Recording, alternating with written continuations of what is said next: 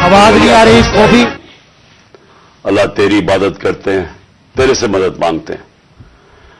میرے ساتھ آج چودھری پرویز الائی بیٹھے ہوئے ہیں, پنجاب کے چیف منسٹر, اور دوسری طرف میرے پاس محمود خان جو کہ پختونخوا کے چیف منسٹر ہیں. تو ہم نے آج بڑا اہم فیصلہ کرنا ہے اور میں نے اناؤنس کرنا ہے. تو میں یہ چاہتا تھا کہ آج میں اپنی قوم کے سامنے پہلے یہ رکھوں کہ ہم اس سٹیج پہ پہنچے کیسے ہیں, کہ ہم سٹنگ گورنمنٹس ہیں, ہماری اپنی گورنمنٹس ہیں, ہمارا اپنا راج ہے یہاں, لیکن ہم کیوں اس نتیجے پہ پہنچے ہیں کہ ہم سمجھتے ہیں کہ اگر ہمیں اپنی گورنمنٹس بھی قربان کرنی پڑے اس ملک کے اندر, جب تک الیکشنز نہیں ہوں گے, صاف اور شفاف الیکشنز نہیں ہوں گے, ہم سب کو آج خوف ہے کہ ملک ڈوب رہا ہے. میں آپ کو وہ پاکستانی ہوتے ہوئے بتا رہا ہوں جس نے ساری باہر کمائی کی, 20 سال باہر پیسے کمائے, سب کچھ بیچ کے, جو فلیٹ تھا وہ بیچ کے, منی ٹریل دے کے, عدالت میں یہ بتا کے میں نے وہ کدھر سے پیسے لیے, جو بھی میرا آمدنی کدھر تھی, پھر میں نے فلیٹ لیا, پھر وہ بیچا, پھر منی ٹریل, سب کچھ میرا آج جینا بن رہا پاکستان میں. اور میری طرح کے سارے وہ پاکستانی, اور میں ان پاکستانیوں کی بات کر رہا ہوں جو کہ اس ملک سے پیار کرتے ہیں, عشق کرتے ہیں اپنے ملک سے, میں ان پاکستانیوں کی بات کر رہا ہوں. میں ان کی بات نہیں کر رہا جو چوری کر کے اس ملک کا پیسہ باہر بیچتے ہیں, جن کا سب کچھ باہر ہے, بزنسز باہر ہیں, بچے باہر ہیں, بڑے بڑے محلات باہر ہیں, یہاں کے چوری کے پیسے سے بڑے بڑے شاہانہ ان کا زندگی ہے.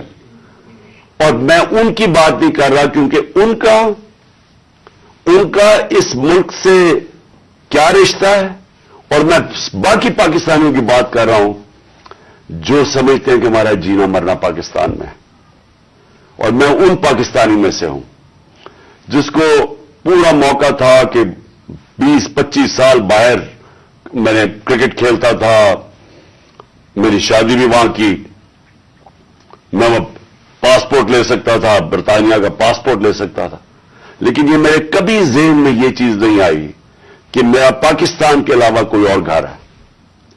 تو میں آج وہ پاکستانی آج بات کر رہا ہے کہ مجھے پہلی دفعہ مجھے خوف آ رہا ہے کہ یہ جو چوروں کا ٹولہ اوپر بٹھایا گیا ہے یہ ملک کو تباہی کی طرف لے کے جا رہا ہے. میں آج کوئی پاکستان کے بزنس مین سے پوچھ لیں, کوئی انڈسٹریل سے پوچھ لیں, پاکستان کے کسانوں سے پوچھیں, پاکستان کے مزدور سے پوچھیں, جس کی آج آمدنی اور اس کا جو خرچہ ہے اس میں اب کوئی بیلنس ہی نہیں رہا. 50 سال کے بعد سب سے زیادہ مہنگائی ہوئی ہے آج پاکستان میں. آج ہماری انڈسٹری بند ہو رہی ہے, وہ انڈسٹری جو ہمارے دور میں بڑی مشکلوں سے تیسرے اور چوتھے سال میں ہم نے محنت کر کے انسینٹیوز دے کے انڈسٹری بڑھائی, جو کہ ہمارے آخری مہینے میں 26% انڈسٹریل گروتھ تھی, جو ٹوٹل انڈسٹری تھی 10.7% پہ لارج اسکیل مینوفیکچرنگ پاکستان میں گرو کر رہی تھی. دولت میں اضافہ ہو رہا تھا, ہمارے ٹیکسز بڑھ رہے تھے, ریکارڈ, کیونکہ دولت میں اضافہ ہو رہا تھا, ٹیکسز میں اضافہ ہو رہا تھا, ریکارڈ ٹیکسز اکٹھے کیے, ریکارڈ ایکسپورٹس ہم نے کی. مجھے فخر ہے کہ میں نے اپنے کسانوں کی مدد کی. 4.5% پہ ہمارا زراعت کے اندر گروتھ ہوئی, اضافہ ہوا. ہماری 4 فصلیں 2 سال ریکارڈ فصلیں ہوئی پاکستان میں, تو ہم نے کسانوں کی مدد کی. آج وہ سارا جو پاکستان وہاں لے کے جا رہے تھے, آج مجھے ایک چیز بتائیں کہ پاکستان میں کسی میں بہتری ہوئی ہے. آج مایوسی کا یہ عالم ہے میرے ملک میں کہ 7 लाख पाकिस्तानी मुल्क छोड़ के चले गए 7 महीने में। इनमें प्रोफेशनल्स थे, इस मुल्क ने उनके ऊपर पैसा खर्च किया हुआ था। डॉक्टर्स थे, प्रोफेशनल्स थे, इंजीनियर्स थे, स्किल्ड वर्कर, जो तरखान जो स्किल्ड वर्कर होता है। 7.5 लाख लोग मुल्क को छोड़ के चले गए मायूसी में। आज ये आलम है, इस मुल्क को आज इधर हम ले आए हैं कि डाकू राज ऊपर बैठ गया। 30 साल से जो लोग लूट रहे थे उनको आके ऊपर बिठा दिया। मेरा सवाल है सबसे पहले यह है कि जब ये मुल्क तरक्की कर रहा था, हमने पहले साल यही छोड़ के गए थे, यही शहबाज शरीफ और नवाज शरीफ इस मुल्क का जब दिवालिया निकाल के गए थे 2018 में, उस पाकिस्तान को हमने पहले संभाला। फिर 2 साल कोरोना के बावजूद जो सारी दुनिया के अंदर अजाब आया हुआ था, सारी दुनिया की मायशत तबाह हुई। आप अमेरिका का हाल देखें, बरतानिया का देखें, जर्मनी का देखें, हमारे से वो मुल्क जिनके इदारे हमारे से बहुत बेहतर थे। हिंदुस्तान का हाल देखें, उसके अंदर पाकिस्तान वो मुल्क था जो दुनिया के टॉप 3 मुल्कों में से, हमने वो भी संभाला। हमारी मायशत भी ऊपर गई, हमारी इंडस्ट्री भी ऊपर गई, हमने बेरोजगार होने से लोगों को बचाया, हमने इंडस्ट्रीज को पैसा दिया, इंसेंटिव्स दिए, हमने कंस्ट्रक्शन इंडस्ट्री की मदद की ताकि रोजगार मिले लोगों को।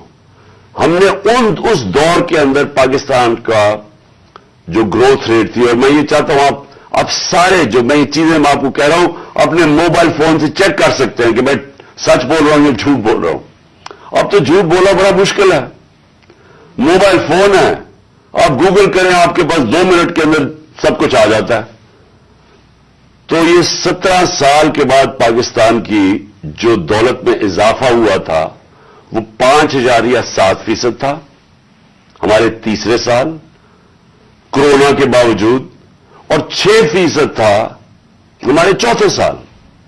अब ये भी मैं आपको आज बता दूं कि ये सिर्फ 3 दौर में ये इस तरह की हम पाकिस्तान की दौलत में इजाफा हुआ, ग्रोथ रेट हुई। अयूब खान के दौर में, जनरल जिया के दौर में और जनरल मुशर्रफ के दौर में। लेकिन वो क्यों हुआ? क्योंकि हम तीनों दफा हम अमेरिका की मदद कर रहे थे। एक दफा हम अफगान जहाद में शामिल थे जनरल जिया के जमाने में, फिर वॉर ऑन टेरर में शामिल थे जनरल मुशर्रफ के दौर में। अयूब खान के दौर में हम किस में शामिल थे? सीटों और सेंटों में उनके साथ मिले हुए थे जबकि कोल्ड वॉर हो रही थी। अमेरिकन डॉलर आ रहे थे पाकिस्तान में, तब उनकी ये ग्रोथ रेट हुई थी। हम, और मुझे फख्र है इस चीज का कि उसके बावजूद कि हमारे पास कोई अमेरिकन डॉलर्स नहीं आ रहे थे, हमने अपनी इकॉनमी को उठाया, और ये जो 17 साल के बाद बेहतरीन हमारी इकॉनमी उठ रही थी। तो मेरा आज सवाल यह है, कौन जिम्मेदार था इस रिजीम चेंज का? आप सारे मेरी आज बात गौर से सुनें। जब आपकी माशियत बढ़ रही थी, क्या वजह थी कि इस गवर्नमेंट को गिरा के और इन चोरों के टोलों के ऊपर बिठाया गया? कौन इसका जिम्मेदार था? कौन जवाब देगा कि आज वो इकॉनमी जो हमारी ऊपर जा रही थी, उसकी जगह आज पाकिस्तान के वो हालात हैं जो बाहर की दुनिया कह रही है। भूले जो पाकिस्तान के अंदर लोग क्या कह रहे हैं। जो बाहर की दुनिया वो कह रही है कि पाकिस्तान को अगर कर्जे देंगे तो वो कर्जे वापस करने का जो डिफॉल्ट रेट है वो 100% है। जब हम थे इक़्तिदार में तो 5% था। तो आज 100% का मतलब कि अगर आप पाकिस्तान को कर्जा देंगे तो 100% चांस है कि पाकिस्तान कर्जा वापस नहीं कर सकता। इसका मतलब कि बाहर से ना कोई इन्वेस्टमेंट पाकिस्तान में आएगी।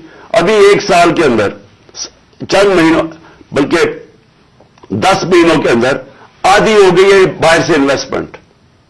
पिछले साल और अब के मुकाबले में आधी हो गई है। तो बाहर से इन्वेस्टमेंट बंद होगी, इसका मतलब बाहर से डॉलर्स आने बंद हो गए इन्वेस्टमेंट में। रेमिटेंसेस जो बैरून मुल्क पाकिस्तानियों की हमने मदद की थी, उन्होंने हमारे में एतमाद शो किया था, हमने उनको इंसेंटिव्स दिए थे। पाकिस्तान की तारीख की सबसे ज्यादा बैरून मुल्क पाकिस्तानी यहां डॉलर्स भेज रहे थे। और फिर एक्सपोर्ट्स, जो ये नून लीग के दौर में 5 साल बढ़ी नहीं, मुझे फख्र है कि हमने रिकॉर्ड एक्सपोर्ट्स 33 अरब डॉलर की पाकिस्तान में एक्सपोर्ट्स बढ़ाई। और फिर हमने टैक्स कलेक्शन, जो मैं अभी कह रहा हूं कि आमदनी होगी तो लोगों पे पैसा खर्च किया जाएगा, तो हमारी 6,100 अरब रुपए की हमारे जमाने में टैक्स कलेक्शन थी। आज ये सब कुछ नीचे जा रहा है, इंडस्ट्री बंद हो रही है, बेरोजगारी बढ़ रही है। हमारे जमाने में, और जमाने की बात करो 7-8 महीने पहले, फैसलाबाद के अंदर टेक्सटाइल का मजदूर नहीं मिलता था, बाहर से लाना पड़ते थे। रिकॉर्ड टेक्सटाइल इंडस्ट्री की सेल थी। तो आज बेरोजगारी बढ़ रही है, 50 साल के बाद सबसे ज्यादा महंगाई है। आज हमारे मुल्क का यह हाल है कि ना बाहर से किसी को इत्मीनान है इस हुकूमत के ऊपर, और 88% पाकिस्तान के जो इन्वेस्टर हैं, जो बिजनेसमैन हैं, उन्होंने कहा कि हमें इस हुकूमत पर इत्मीनान नहीं है। तो मेरा सवाल मेरे 2 सवाल हैं आज। पहला तो सवाल यह है कि जब बाहर से पैसा ही नहीं आ रहा और हमने अपने कर्जे की किस्तें वापस कर दी है डॉलर्स में, हमने जो बिजली के कॉन्ट्रैक्ट साइन किए हुए हैं वो डॉलर्स में किए हुए हैं, जो कैपेसिटी पेमेंट है, चाहे बिजली इस्तेमाल करें या ना करें, ये जो पिछली हुकूमत ने साइन किए वो डॉलर्स में किए हुए हैं, डॉलर्स में पैसे देने हैं। तो जब डॉलर्स आ ही नहीं रहे पाकिस्तान में और कम हो गए आना, कर्जे हमारे बढ़ते जा रहे हैं, तो आगे पाकिस्तान कैसे आगे चलेगा? एक ही उम्मीद लगाई हुई है इन्होंने कि किसी ना किसी तरह जाके चाइना के पैर पकड़े या हम IMF के पड़े कि हमें वो पैसे दे दें। लेकिन वो तो कैंसर का इलाज डिसिप्लिन से है, वो तो थोड़ी देर आराम आएगा, फिर कर्जे तो बढ़ते जा रहे हैं। तरीका सिर्फ एक था, जो हमने कोशिश की कि मुल्क की दौलत में इजाफा हो। जब आपके मुल्क की दौलत में इजाफा होगा तो आप कर्जे वापस करेंगे। तो आगे तो इनके पास कोई रोड मैप ही नहीं है। अगर ये बड़ा अच्छा इन्होंने हमारी मायशत को संभाला होता तो हम आराम से इनके साथ कहते चले ठीक है, अपना टाइम पूरा कर लें। लेकिन मुल्क तो नीचे जा रहा है, हर चीज नीचे जा रही है मुल्क में, और मुझे खौफ है कि ये डिफॉल्ट की तरफ जा रहा है। यानी अभी भी हम हमारी एलसीज है, पेमेंट नहीं कर रहे हैं। अभी भी हम पैसे जो बाहर के हमारे जो अपने लाइबिलिटीज है, अभी तक हम अब वो भी पैसे नहीं दे रहे। तो सवाल ये है कि इनके पास क्या रोड मैप है? कोई रोड मैप नहीं है। ये सिर्फ एक चीज ये चाहते हैं कि किसी न किसी तरह इलेक्शन को डिले करें। इसलिए नहीं कि इन्होंने मायशत को उठा देना है, ये इसलिए डिले करना चाहते हैं कि ये खौफजदा हैं इलेक्शन से। इनको डर लगा हुआ है कि जब भी इलेक्शन होंगे इन्होंने हार जाना है, तो अपने आप को बचाने के लिए ये मुल्क को तबाह कर रहे हैं। क्योंकि इन्होंने इलेक्शन में हार जाना है, इसलिए ये इलेक्शन नहीं कर रहे और ये इलेक्शन डिले करेंगे। और मैं ये समझता हूं कि ये अक्टूबर में भी नहीं इलेक्शन करवाएंगे। कोई ना कोई इलेक्शन कमीशन इनका साथ मिला हुआ है, एक बड़ा बददियानतदार आदमी है, वो इनके साथ मिला हुआ है, और वो इनको तरीके से बताएगा कि कैसे इलेक्शन डिले किया जा सकता है। इसी इलेक्शन कमीशन ने जब सुप्रीम कोर्ट जब गए सुप्रीम कोर्ट में, जब हमारी गवर्नमेंट गिरा रहे थे ये, तो इसी सुप्रीम कोर्ट के पास जब हम गए तो वो मान गए थे कि इलेक्शन हमने कहा इलेक्शन करवा दो, वो मान गए थे। इस इलेक्शन कमीशन ने वहां जाके कहा कि जी मैं 7 महीने तक इलेक्शन नहीं करवा सकता, और उसकी बेसिस पे इलेक्शन नहीं हुए। आइन, पाकिस्तान का आइन कहता है कि इलेक्शन कमीशन को सारा वक्त तैयार होना चाहिए 90 दिन में इलेक्शन करवाना, और मैं ये समझता हूं कि ये पूरी कोशिश करेगा इनके साथ मिलकर कि किसी ना किसी तरह ये इलेक्शन खींचे। इनको कोई पाकिस्तान की फिक्र नहीं है, क्योंकि इनके पैसे बाहर पड़े हुए हैं। रुपया गिरता है, इनके पैसे डॉलर में, इनकी दौलत में इजाफा होता है।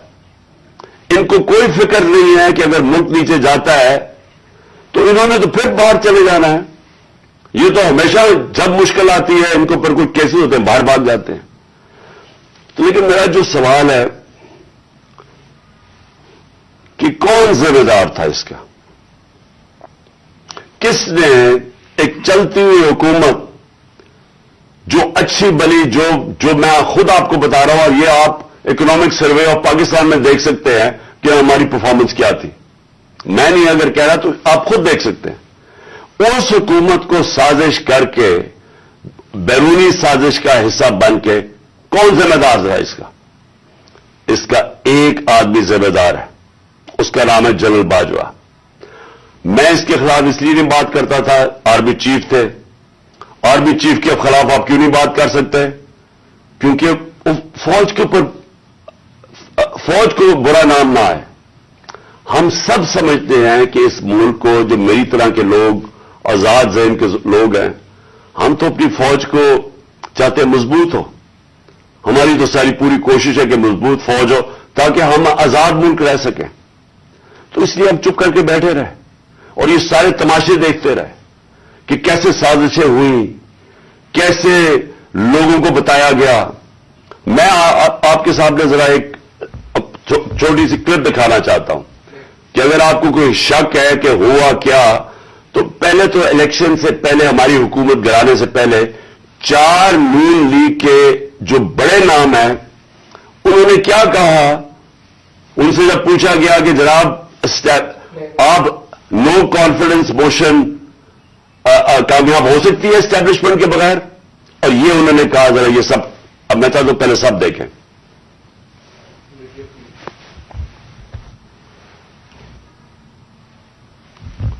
और हम चाहते हैं कि अगली हुकूमत का फैसला पाकिस्तान की आवाम से।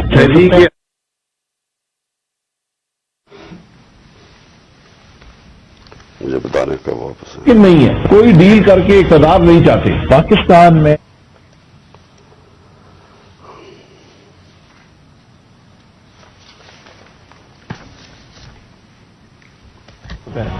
जब भी अदम एतमाद की होते हैं तो यकीनन डील के नतीजे। एस्टेब्लिशमेंट के बगैर अदम-ए-इत्तेमाद की तहरीक को कामयाब नहीं किया जा सकता, क्योंकि एस्टेब्लिशमेंट भी एक तीसरी कुव्वत के तौर पे या चौथी कुव्वत के तौर पे पार्लियामेंट में यानी बकन।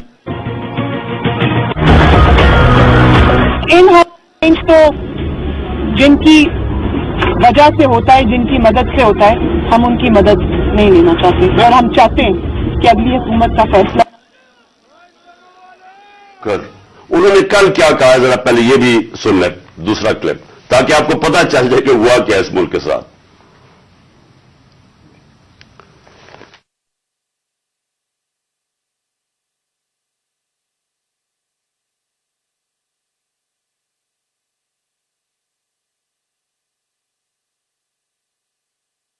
आपको भी पता है, मुझे भी पता है कि बाप की हिमायत, तो वो किसी भी अगर तरफ टिल्ट करते हैं वो अपने सियासी फैसले करने में आजाद है। क्या एमक्यूएम उसकी हिमायत हमें मिल सकती थी? अरेंजमेंट हाउस में सारा हुआ, ये पॉलिटिकल पार्टी से खुद मैनेज किया आपके ख्याल में? बहुत ज्यादा खुद मैनेज किया, बहुत ज्यादा खुद भी मैनेज किया, लेकिन थोड़ा सा गुड़ के अंदर, अगर मीठे के अंदर थोड़ी सी और शामिल हो गया तो फिर क्या। फिर उसके बाद जो सियासी मुखालफीन के ऊपर तशद्दुद आजकल के दौर में जो हो रहा है, उसमें हम माउथपीस बने हुए हैं।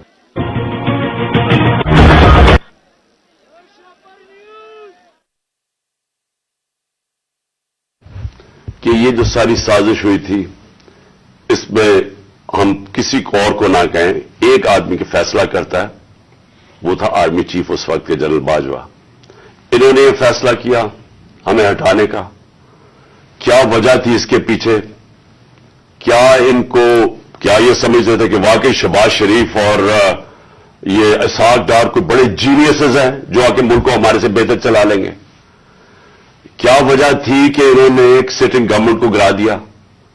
हमारे लोगों को आके, वो जिस तरह अभी मुस्तफा कोकर ने बताया कि बैप के मेंबर्स और एमक्यूएम के मेंबर्स और शहजान बुख्ती, सबको पता था कि ये तो जो जिधर हुक्म मिलेगा इनको एस्टैब्लिशमेंट से, उन्होंने उधर जाना है, तो उनको उधर जाके भेज दिया कि जनाब आप जाके उधर चले जाए, और गवर्नमेंट गिर गई।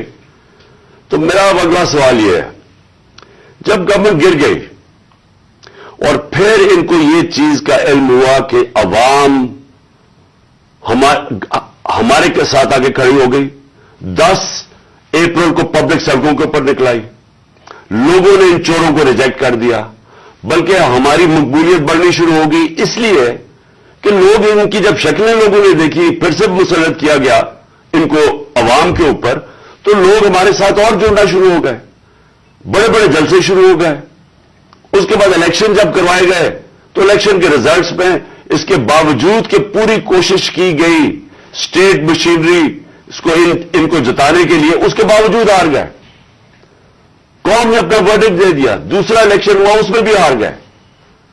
لیکن مجھے جو افسوس کی بات ہے کہ بجائے ایک سمجھے کہ جناب جنرل باجوہ آپ نے غلطی کر دی ہے، آپ کو عقل کل تو نہیں ہے، آپ دیکھ رہے ہیں کہ لوگ کدھر کھڑے ہیں.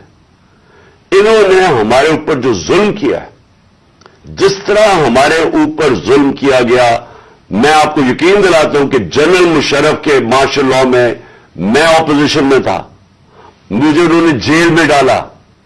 میں نے کہیں اس طرح کا ظلم نہیں دیکھا جنرل مشرف کے دور پہ جو یہ جنرل باجوہ نے ہمارے پہ کروایا. ہمارے لوگوں کے اوپر دھمکیاں، ٹیلی فون سے دھمکیاں آ رہی ہیں. وہ جو ہماری حمایت کرے یا جو ہمارے ساتھ میڈیا کے لوگ ہوں، ان کے اوپر دھمکیاں. جو میڈیا ہاؤس تھا، سلمان اقبال وہ ملک سے باہر چلا گیا، اس کے بعد صابر شاکر ملک سے باہر چلا گیا، آج محیط پیرزادہ ملک سے باہر گیا ہوا ہے اسی خوف سے.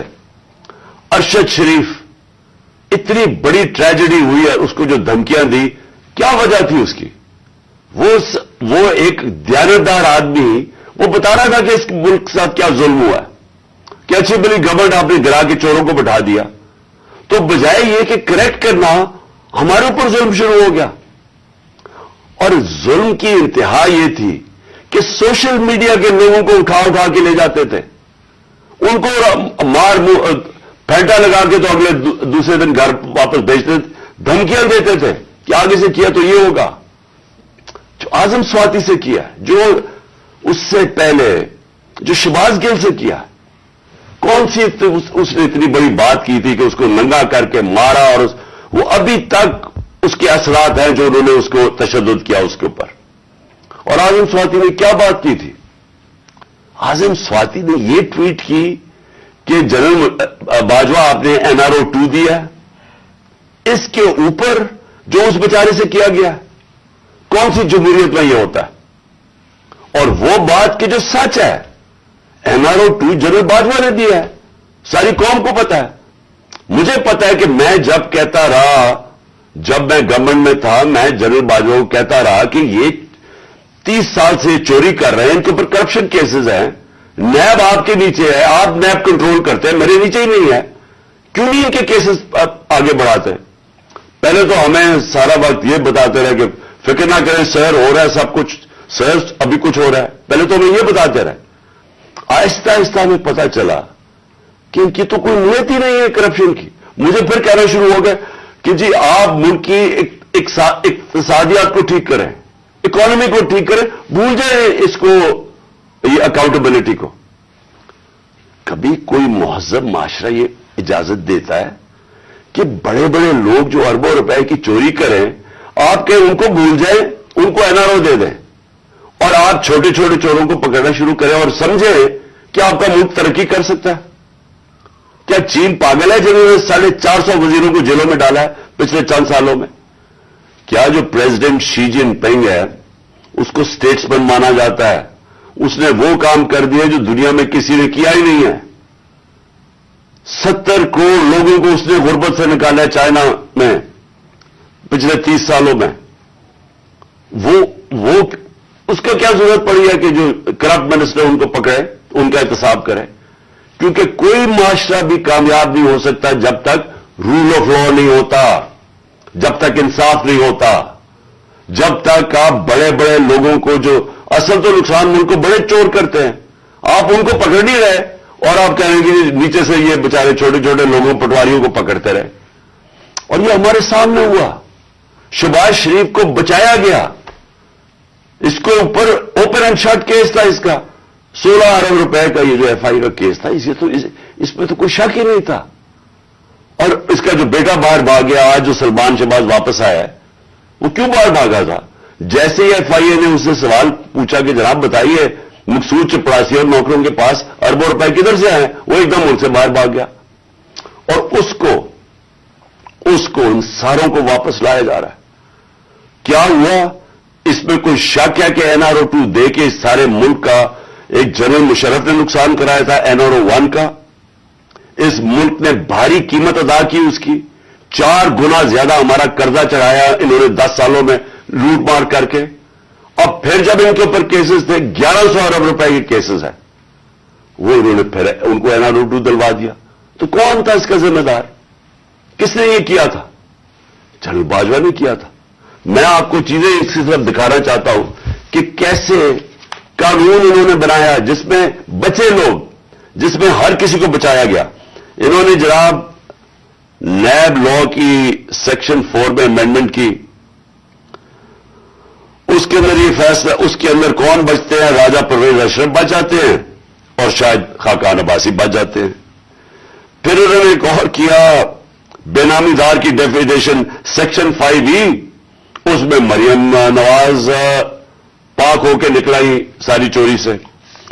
پھر انہوں نے سیکشن 9 جس کے اندر شہباز شریف بچ جاتے ہیں, اور اس جس کے اندر کہ اگر آپ کسی اور کے نام پہ, یعنی اگر آپ میں پرائم منسٹر ہوں, میں اپنے خاندان کے نام پہ چیزیں لوں تو اس کا مطلب کہ آپ جواب دہی نہیں ہیں. تو جو TT کے سارے کیسز تھے شہباز شریف کے, وہ اس سے پاک ہو گیا.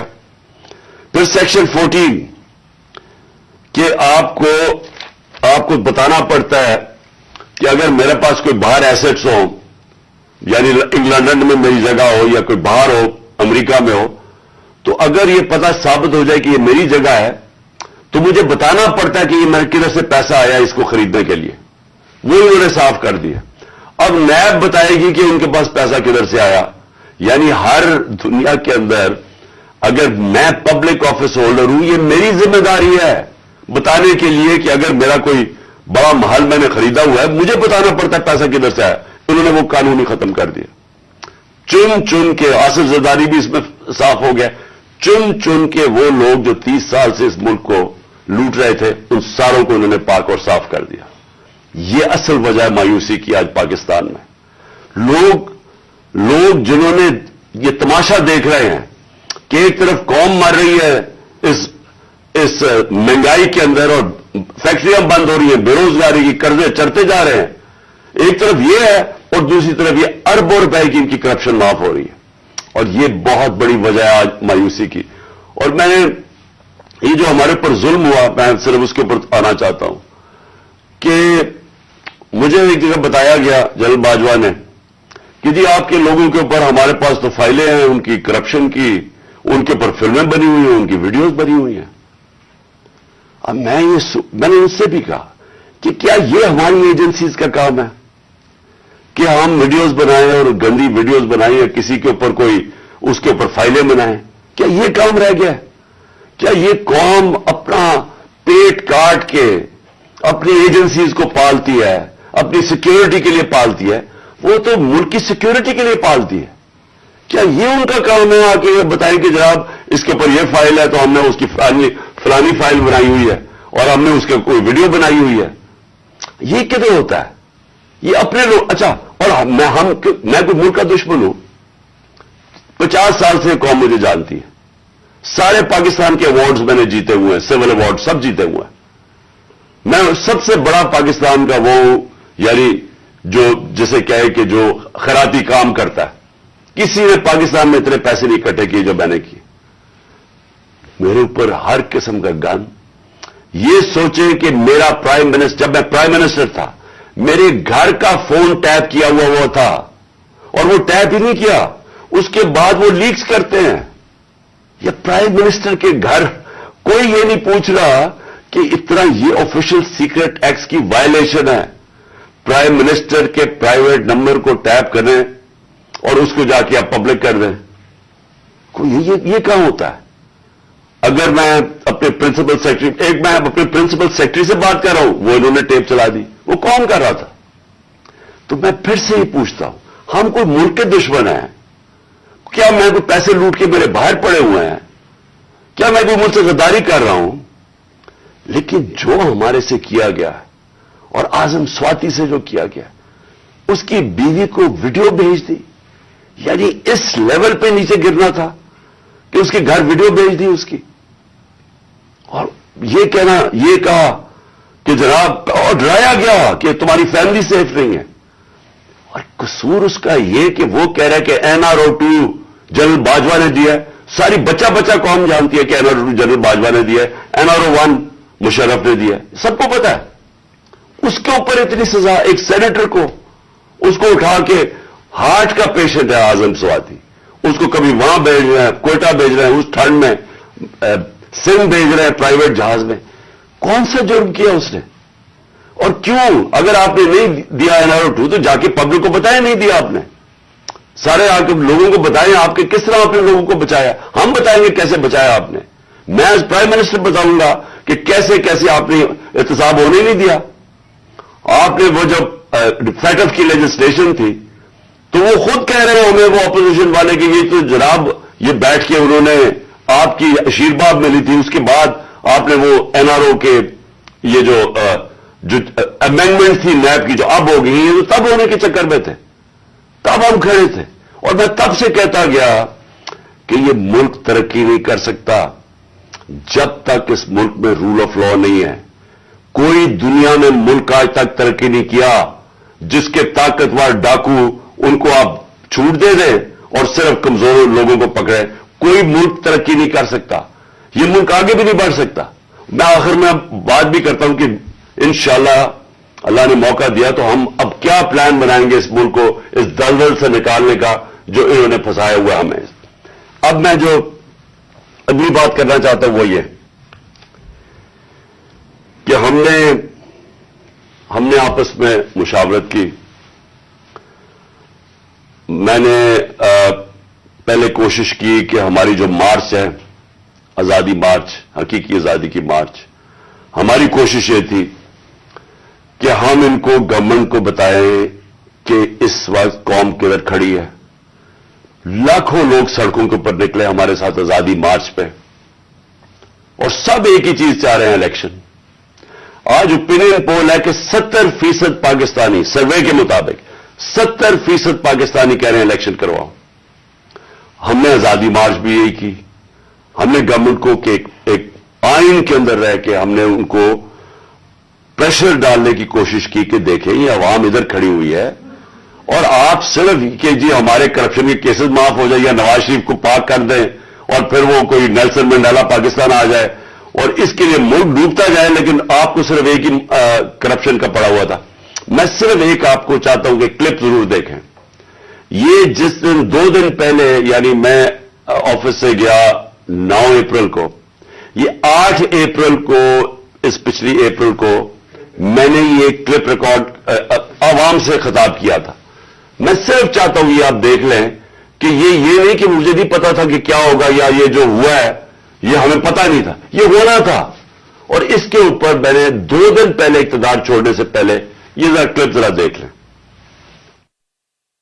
اسی طرح بس پاور مل جائے تاکہ پھر سے پہلے جو NRO-1 بنا تھا ان کو ساروں نے انہوں نے مل کے جو چوری کی جنرل مشرف نے NRO دے دیا، اب یہ NRO-2 ہوگا. ان کا مقصد صرف یہ ہے کہ وہاں اسمبلی پہ آئیں. سب سے پہلا یہ کام میں آج آپ کو کہہ رہا ہوں، انہوں نے نیب کو ختم کرنا ہے، انہوں نے اپنے کرپشن کیسز ختم کرنے. اس وقت حالات یہ ہیں کہ یہ جو سارے ضمانت کے اوپر ہے، ڈر کس چیز کا ہے؟ ان کے سارے کیسز آنے لگے سامنے، تو وہ جلدی ہٹانا چاہتے تھے کہ کسی طرح یہ اپنے کیسز سے نکل جائے. اب یہ سارا یہ جمہوریہ اکٹھا ہو جائے گا اور صرف ایک مسئلہ کسی طرح بس پاور مل جائے تاکہ پھر سے پہلے جو NRO-1 بنا تھا ان کو ساروں نے انہوں نے مل کے جو چوری کی جنرل مشرف نے NRO دے دیا، اب یہ NRO-2 ہوگا. ان کا مقصد صرف یہ ہے کہ وہاں اسمبلی پہ آئیں. سب سے پہلا یہ کام میں آج آپ کو کہہ رہا ہوں، انہوں نے نیب کو ختم کرنا ہے، انہوں نے اپنے کرپشن کیسز ختم کرنے. اس وقت حالات یہ ہیں کہ یہ جو سارے ضمانت کے اوپر ہے، ڈر کس چیز کا ہے؟ ان کے سارے کیسز آنے لگے سامنے، تو وہ جلدی ہٹانا چاہتے تھے کہ کسی طرح یہ اپنے کیسز سے نکل جائے. اب یہ سارا یہ جمہوریہ اکٹھا ہو جائے گا اور صرف ایک مسئلہ کسی طرح بس پاور مل جائے تاکہ پھر سے پہلے جو NRO 1 بنا تھا ان کو ساروں نے انہوں نے مل کے جو چوری کی جنرل مشرف نے NRO دے دیا, اب یہ NRO 2 ہوگا. ان کا مقصد صرف یہ ہے کہ وہاں اسمبلی پہ آئیں. سب سے پہلا یہ کام میں آج آپ کو کہہ رہا ہوں, انہوں نے نیب کو ختم کرنا ہے, انہوں نے اپنے کرپشن کیسز ختم کرنے. اس وقت حالات یہ ہیں کہ یہ جو سارے ضمانت کے اوپر ہے, ڈر کس چیز کا ہے؟ ان کے سارے کیسز آنے لگے ہیں سامنے, تو وہ جلدی جلدی ہٹانا چاہتے تھے کہ کسی طرح یہ اپنے کیسز سے نکل جائے. اب یہ سارا یہ جمہوریہ اکٹھا ہو جائے گا اور صرف ایک مسئلہ کسی طرح بس پاور مل جائے تاکہ پھر سے پہلے جو NRO 1 بنا تھا ان کو ساروں نے انہوں نے مل کے جو چوری کی جنرل مشرف نے NRO دے دیا, اب یہ NRO 2 ہوگا. ان کا مقصد صرف یہ ہے کہ وہاں اسمبلی پہ آئیں. سب سے پہلا یہ کام میں آج آپ کو کہہ رہا ہوں, انہوں نے نیب کو ختم کرنا ہے, انہوں نے اپنے کرپشن کیسز ختم کرنے. اس وقت حالات یہ ہیں کہ یہ صرف آپ کو اس لیے دکھا رہا تھا کہ ہمیں سب پتا تھا یہ کیا ہو رہا ہے. مجھے یہ سازش کا پوری طرح پتا تھا. مجھے میرے ہٹنے سے 1 سال پہلے کا اندازہ ہو گیا تھا کہ یہ شہباز شریف کو تیار کیا جا رہا ہے لانے کے لیے. اس کے باوجود کہ اس کے پاس 16 ارب روپے اس کے اور اس کے بچوں کے اوپر FIA کیس تھے اور 8 ارب روپے کے نیب کے کیس تھے. تو مجھے یہ سارا پتا تھا یہ ہو رہا ہے. اور مجھے افسوس کی بات یہ ہے کہ میں جب بھی پوچھتا تھا جنرل باجوہ سے تو ہمیشہ کہتے تھے کہ نہیں, ہم تو کسی صورت ہم ایسا نہیں کر سکتے, ہم تو کنٹینیوٹی چاہتے ہیں. تو اس کا نتیجہ کیا ہوا؟ وہ آ گیا, شہباز شریف آ گیا اور آپ کے سامنے جو ملک کے اب حالات ہیں آپ سب ساری قوم کے سامنے ہیں. میرا پوائنٹ یہ ہے آج کہ میں ابھی آخری جو ابھی اناؤنسمنٹ جو کرنے لگا ہوں اس سے پہلے میں صرف یہ پوچھنا چاہتا ہوں, کون ہے ذمہ دار اس کا؟ کیا کوئی اس کا جواب دے گا کہ اچھی بلی گورنمنٹ چلتے ہوئے اس کو گرا کے ان چوروں کو اوپر لے آئے؟ اور میرا اگلا سوال یہ ہے کہ اس کے بعد جو ہمارے اوپر سختیاں کی گئی, جو سوشل میڈیا پہ جو میڈیا جو ہماری حمایت کرتا تھا, کیسز کی میرے اوپر بارش ہو گئی, مجھے دہشت گردی کا کیس کروا دیا. 25 مئی کو پولیس نے جس طرح ہمارے اوپر ظلم کیا, اور جب ہم پولیس والوں سے پوچھتے تھے وہ کہتے تھے جی ہمیں پیچھے سے آرڈر ہے. جس طرح کا ہمارے اوپر ظلم کیا گیا, میں سوال یہ پوچھتا ہوں کہ کیا ہم بھیڑ بکریاں ہیں, ہم کیڑے مکوڑے ہیں کہ آپ جب فیصلہ کریں پہلے آپ, اور میں نے آپ کے کانوں سے جنرل باجوہ کے کانوں سے سنا کہ یہ کرپٹ ہے, اب آپ نے فیصلہ کیا کہ یہ ٹھیک ہو گئے ہیں, اور آپ نے فیصلہ کیا کہ جناب یہ آپ ملک کو ٹھیک کریں گے. تو کیا ہم وہ کیڑے مکوڑے ہیں کہ جدھر آپ بھیڑ بکریوں کو دھکیلیں گے ہم ادھر چلے جائیں گے؟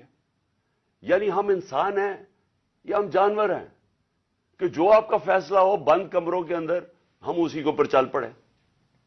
اور آپ کو جب نظر بھی آ رہا تھا کہ پاکستانی قوم ان کو ریجیکٹ کر رہی ہے, ہمیں تو ہمارے ساتھ میرا تو فائدہ کروا دیا. مجھے تو اللہ نے کبھی اتنی عزت دی نہیں جو اس کے بعد ملی ہے, لیکن ملک کو کدھر پہنچا دیا آج. اور میں کیا یہ پوچھنا چاہتا ہوں کہ پاکستان کا مستقبل ہے کہ پہلے یہ لوٹیں گے, اب ان کے بچے تیار ہو گئے لوٹنے کے لیے, کیا اب ہم ان کو لے کے آئیں گے؟ اور اگر ہم ان کے خلاف جائیں گے اور ہم ان کو ریزسٹ کریں گے تو ہمیں پھیٹا لگایا جائے گا, ہمارے پر کیسز کیے جائیں گے, ہمیں ڈرایا جائے گا.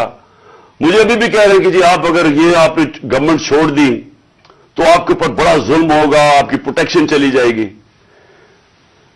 جب میں جا رہا تھا, میں آج اپنی قوم کو بتانا چاہتا ہوں کہ جب میں جا رہا تھا مارچ کے اوپر, سب کو میرے ارد گرد بھی لوگوں کو پتا ہے, میں نے سب کو کہا تھا کہ اس میں واردات ہوگی, میرے خلاف میری جان کو خطرہ ہے. میں نے ٹی وی کے اوپر جا کے اس سے پہلے بتایا تھا کہ یہ دینی انتہا پسند کے نام پہ مجھے قتل کریں گے. ہر روز جب میں مارچ پہ جاتا تھا اور میں بشرا بیگم کو خدا حافظ کہتا تھا, میں تو ان کو سلام کرتا ہوں کہ ان کو پتا ہوتے ہوئے کہ میری جان خطرے میں تھی, اس کے باوجود وہ مجھے کہتی تھی کہ نہیں جاؤ, یہ جہاد ہے, یہ اللہ کے لیے آپ کام کر رہے ہیں.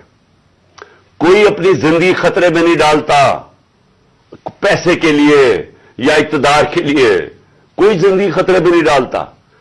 جہاد کے لیے جب آپ اللہ کے لیے کام کر رہے ہیں تب آپ پتا ہوتے ہوئے کہ اب زندگی خطرے میں, اس کے باوجود جاتا تھا میں.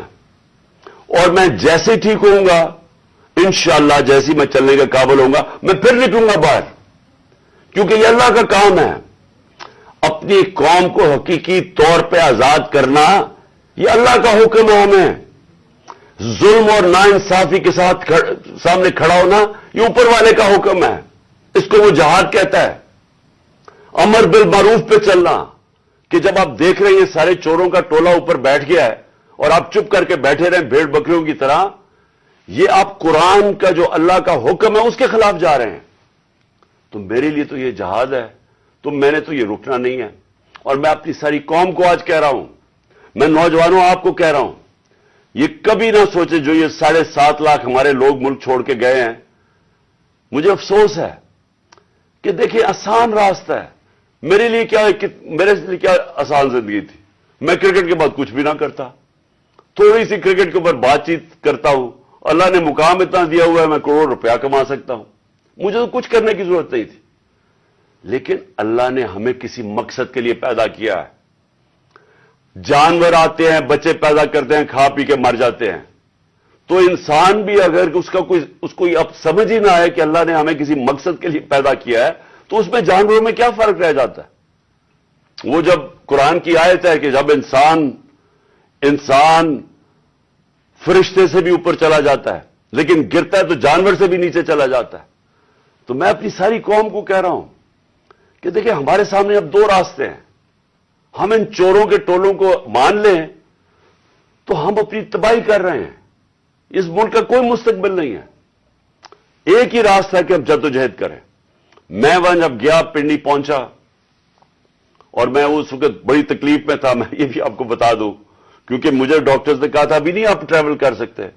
میں گیا اس کے باوجود صرف اپنے لوگوں کو کھڑا کرنے کے لیے کہ دیکھیں یہ پاکستان کے لیے ایک فیصلہ کن وقت ہے، اس کو ضائع نہ ہونے دیں۔ قوم میں بیداری آ گئی ہے، اور میں وہاں 2 میں چیزیں کر سکتا تھا۔ ہم وہاں دھرنا بھی دے سکتے تھے، لاکھوں لوگ تھے، ہم وہاں اسلام آباد کے اوپر بھی جا سکتے تھے، اتنے لوگ تھے، ہم اسلام آباد میں خون خرابہ ہونا تھا وہاں، اور کئی دفعہ لوگ چاہتے ہیں کہ خون خرابہ ہو، لاشیں گریں تاکہ وہ جناب ان کی تحریک اور اٹھ جائے۔ میں یہ نہیں چاہتا تھا۔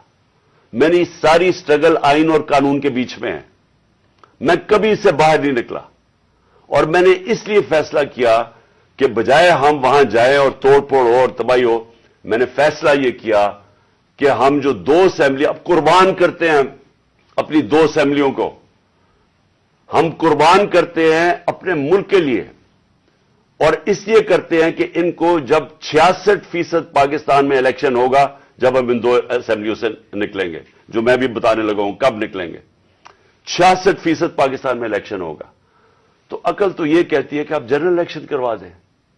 لیکن میں پھر سے کہتا ہوں یہ خوف زدہ ہیں، الیکشن ہارنے سے ڈرے ہوئے ہیں، ان کا کوئی پاکستان کا مقصد نہیں کہ پاکستان اوپر جا رہا ہے یا نیچے جا رہا ہے، ان کا مقصد ایک ہے، کیسے اپنا چوری کا پیسہ بچانا ہے انہوں نے، اور اس لیے یہ الیکشن نہیں کروائیں گے، اور اسی لیے ہم نے فیصلہ کیا کہ ہم الیکشن کروائیں گے۔ اور میں نے اپنے سارے وکیلوں سے پوچھ لیا ہے، یہ کوشش بھی کریں گے الیکشن کمیشن کے ذریعے کہ یہ کسی طرح ڈیلے ہو جائے۔ آئین بالکل اجازت نہیں دیتا 90 دن کے آگے۔ ہم نے فیصلہ کیا ہے، اور میں بڑا شکر گزار ہوں اپنے دونوں چیف منسٹرز کا کہ انہوں نے بالکل میرے ساتھ چلے ہیں، میرا ساتھ دیا ہے۔ ہم نے فیصلہ یہ کیا ہے کہ ہم اگلے جمعے کو، آج ہے ہفتہ، اگلے جمعے کو ہم دونوں پختونخوا کی اسمبلی ڈیزالو کر دیں گے اور پنجاب کی اسمبلی ڈیزالو کر دیں گے، اور اس کے بعد ہم الیکشن کی تیاری کریں گے، اور اس کے بعد ہماری جو 100 غالباً 23 سیٹیں ہیں اس وقت نیشنل اسمبلی میں، ہم وہاں جا کے نیشنل اسمبلی میں جا کے اسپیکر کے سامنے ہم وہاں کھڑے ہو کے کہیں گے کہ ہمارے ریزگنیشن ایکسپٹ کرو۔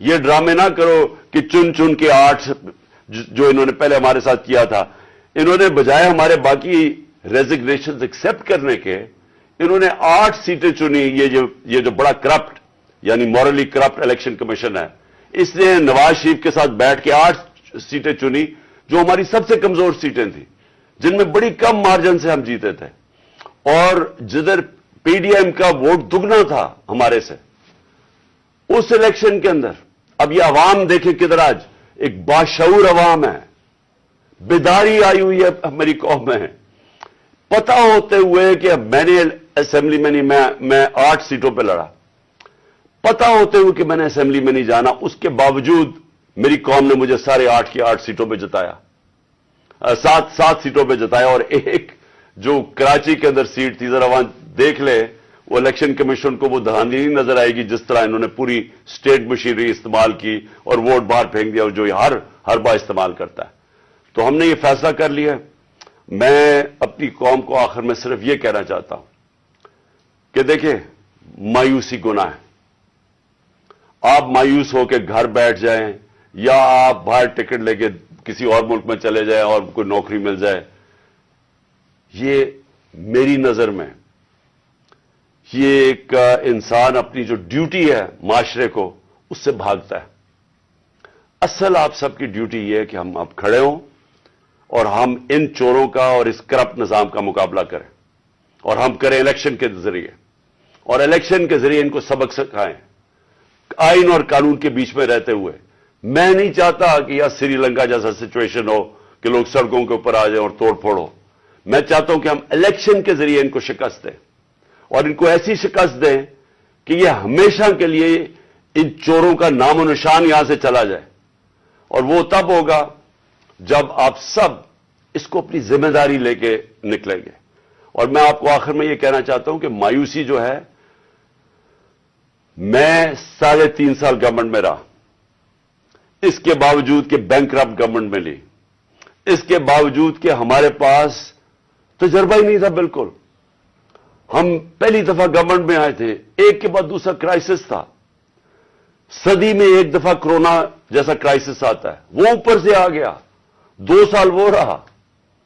اس کے باوجود پاکستان میں کسی گورنمنٹ نے، جس طرح میں نے کہا کہ جو ملٹری ڈکٹیٹرز کو تو امریکن ڈالرز ملے، ہمیں تو کوئی ڈالرز نہیں ملے۔ سب سے بہترین ہماری اکنامک پرفارمنس تھی، اس سب کے باوجود۔ اب ہم سمجھ گئے ہیں، مجھے تیسرے اور چوتھے سال میں پوری سمجھ آ گئی کہ یہ گورنمنٹ چلتی کیسے ہے۔ میں آخر میں صرف آپ کو یہ کہنا چاہتا ہوں، مایوس نہ ہوں۔ ملک یہ تب اب اٹھے گا جب بڑے اور مشکل فیصلے ہوں گے۔ یہ مشکل فیصلے ان کے نہیں کہ قیمتیں بڑھاتے جاؤ اور کہو جی مشکل فیصلہ ہے۔ مشکل فیصلے کا مطلب ملک کے اداروں کو ری اسٹرکچر کریں، اس ملک کے اندر انصاف قائم کریں، رول آف لا قائم کریں۔ اگر اللہ بھاری اکثریت دیتا ہے تو تب آپ یہ سب کچھ کر سکتے ہیں۔ اس ملک میں اصلاحات کر سکتے ہیں، ادارے ٹھیک کر سکتے ہیں۔ جو گورنمنٹ کیسے چلتی ہے، اتنی بڑی ہم نے گورنمنٹ بنا دی ہے اور وہ ہمیں آگے نکلنے نہیں دیتی، ہر جگہ رکاوٹیں بن گئی ہوئی ہے، اور ہم نے کافی چینج بھی کیا۔ ایکسپورٹس بڑھانی ہے، ہم نے ریکارڈ ایکسپورٹس بڑھائی۔ کیسے ہم نے ایکسپورٹس بڑھانی ہے، اس کا ہم نے پلان بنایا ہوا ہے۔ اسمال اور میڈیم انڈسٹری کو کیسے کھڑا کرنا ہے، جو اصل روزگار دیتی ہے اور دولت میں اضافہ ہوتا ہے۔ اپنی ایگریکلچر جو زراعت ہے، ہم نے چائنا سے بات کر چکے تھے کہ نئی ٹیکنالوجی ہم لے کے آئیں۔ بدقسمتی سے کرونا کی وجہ سے 2 سال چائنا بند ہو گیا۔ وہ جو نئی ٹیکنالوجی سے ہم نے صرف اپنی، اگر ہم وہ چھوڑیں کہ جو چائنا کے اندر وہ پیداوار لیتے ہیں 1 ایکڑ سے، ہم اگر اپنی دگنی کر لیں تو اب یہ سمجھے کہ پاکستان کے اندر ایک انقلاب آ جائے گا۔ میں آخر میں یہ کہنا چاہتا ہوں کہ کوئی مایوس ہونے کی کوئی ضرورت نہیں ہے۔ یہ ٹورزم میں ہی ہم اتنا پیسہ بنا سکتے ہیں، اور وہ بھی بدقسمتی سے کرونا کی وجہ سے ٹورزم ساری دنیا میں بند ہوگی۔ ہم اس ملک کو اٹھا سکتے ہیں، لیکن وہ گورنمنٹ اٹھائے گی جس کے پاس ایک مینڈیٹ ہو، جس کے پاس عوام کی طاقت ہو، اور اس اللہ کے بعد اس ملک کے جو وارث ہے وہ عوام ہے، اور کوئی نہیں۔ عوام اس ملک کی وارث ہے، اور میں ان میں آپ میں سے ہوں۔ ہم نے اس عوام نے ایک قوم بن کے ہم نے اس مشکل وقت سے نکلنا ہے، اور لیکن وہ نکلیں گے تب جب اس ملک کے اندر صاف اور شفاف الیکشن ہو، اور اس کے لیے ہماری اب جدوجہد جاری رہے گی۔ میں